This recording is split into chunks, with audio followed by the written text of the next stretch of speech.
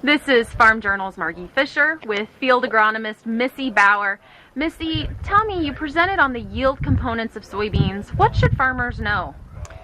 What we're trying to get farmers to understand and think about soybeans is if we really want to try to achieve higher soybean yields, it's going to come from a better understanding of how the soybean plant works. So when we think about how do we alter or affect yield components, we're talking about, how many pods do we have on a plant? How many seeds do we have in those pods?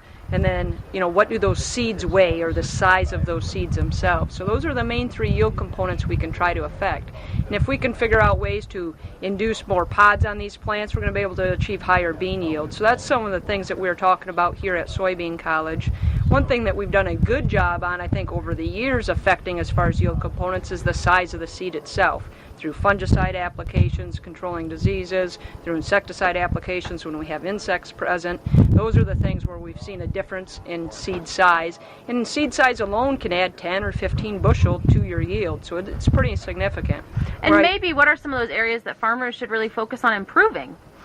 I would say timeliness of their scouting as far as for seed size is critical. There's years that if we miss the boat on timing of spraying for an insect and we spray too late, that seed size is going to be reduced. So, timeliness out in our fields, scouting, spending more time in our fields, I think is where we need to be at.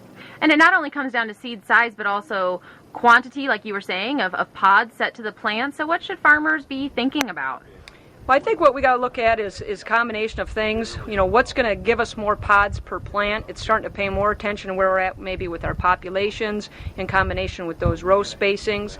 Maybe in the future it's looking at some sort of growth regulators or things that we could do to try to induce more branching on these beans. But I think as a long-term goal, those are going to be the things we want to look at and research are how can we get more pods on a plant and go that route to achieve higher bean yields in the future. Hey, thank you, Missy.